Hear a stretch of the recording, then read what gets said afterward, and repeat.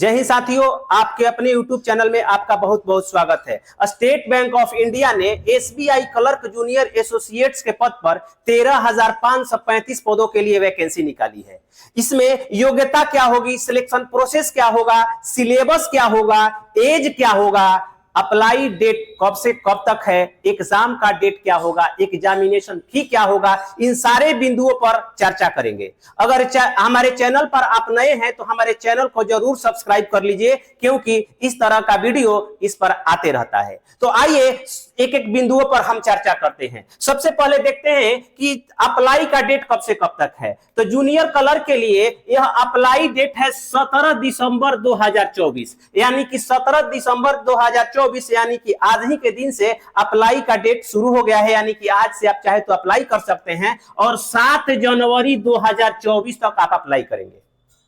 Apply करने के लिए आपका ऑनलाइन माध्यम होगा, यानी कि ऑनलाइन आप करेंगे, साइट खोलेंगे www.sbi.co.in। इस पर जाकर के आप लॉगिन कर सकते हैं और यहां से आप अप्लाई कर सकते हैं।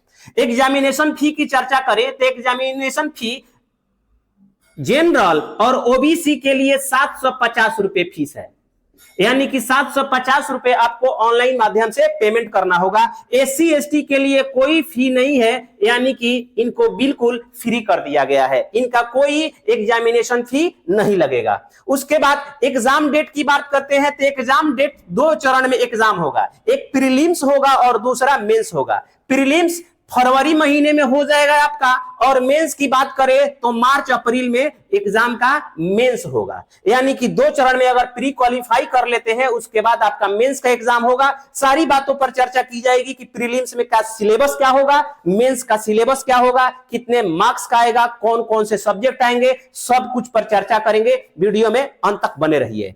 एज क्राइटेरिया होगी 20 साल, यानी कि मिनिमम अगर 20 साल के हैं तो आप इसका अप्लाई कर सकते हैं, यानी कि 20 साल से लेकर के 28 साल तक। यानी कि आप जनरल और ईडब्ल्यूएस हैं तो आप 28 साल तक कर सकते हैं। मिनिमम एज 20 साल और अधिकतम 28 साल। अगर आप ओबीसी कैटेगरी से आते हैं तो 3 साल एक्स्ट्रा आप जोड़ सकते हैं, यानी कि 28 और 3 31। अगर एससी और एसटी कैटेगरी से आते हैं तो एससी और एसटी कैटेगरी से अगर आप आते हैं तो 28 में 5 जोड़ लीजिए तो 28 से 5 33 साल आपका एज हो जाता है। यानी कि एज काउंट किया जाएगा 1/4/2024, यानी कि 1 अप्रैल 2024 को आपको 20 साल कम से कम हो जाना होगा। यानी कि 20 साल के हो गए हैं तो आप इसका अप्लाई कर सकते हैं। आइए हम बात करते हैं कि इसकी योग्यता क्या होगी। तो सबसे पहले आपको ग्रेजुएट होना जरूरी है। ग्रेजुएट यानी कि स्नातक पास होना जरूरी है। अगर स्नातक पास है, किसी भी स्ट्रीम से हैं, आप आर्ट्स लिया है, साइंस लिया है या कोई भी सब्जेक्ट लिया हुआ है, अगर आप ग्रेजुएट हैं तो आप इसके लिए एलिजिबल हैं, आप अप्लाई कर सकते हैं।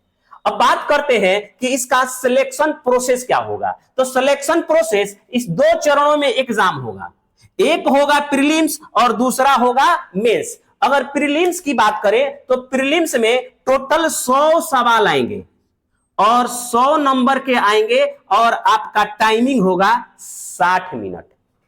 एक और अच्छी बात है कि जिस स्टेट में चाहे उस स्टेट में आप नौकरी कर सकते हैं। आपका जॉब लोकेशन वही होने वाला है जहां आप चाहते हैं, यानी कि जिस राज्य के लिए आप अप्लाई करेंगे उसी राज्य में आप जॉब करेंगे। जॉब किसी और राज्य में आप किसी भी कीमत पर नहीं कर सकते।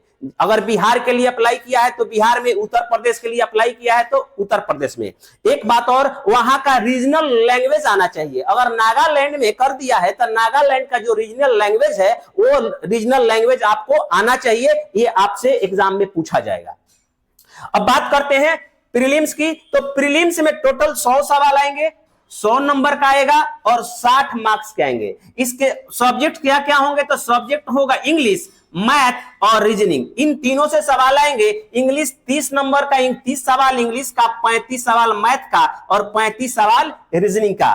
30 नंबर का इंग्लिश, 35 नंबर का मैथ और 35 नंबर का रीजनिंग। सबके लिए 20-20 मिनट का टाइम होगा। एक और बात बता दूं कि यहाँ पर कोई सेक्शनल कट ऑफ नहीं है, यानी कि सब मिलाकर के 100 नंबर के सवाल होंगे और 100 में से जो ज्यादा नंबर लाएगा उसी वही क्वालिफाई कर पाएगा। 60 मिनट का आपके पास टाइम होगा। अगर यह पास कर लेते हैं प्रीलिम्स तो आपके बाद उसके बाद आता है सेकंड मेंस की बारी, यानी कि मेंस भी होगा और मेंस में जनरल और फाइनेंशियल से संबंधित, जनरल फाइनेंस से अर्थशास्त्र से संबंधित जितने सारे क्वेश्चन होंगे या जनरल अवेयरनेस से, तो इन दोनों से सवाल आएंगे, यानी कि जीके जीएस और अर्थशास्त्र से, इन दोनों से मिला करके 50 क्वेश्चन पूछे जाएंगे जो 50 नंबर का होगा और 35 मिनट का टाइम होगा इसके लिए।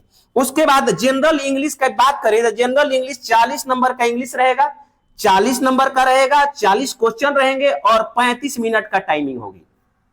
उसके बाद मैथ की बात करते हैं तो मैथ 50 नंबर का मैथ, माने 50 क्वेश्चन मैथ के 50 नंबर के होंगे, 45 मिनट का टाइम दिया रहेगा।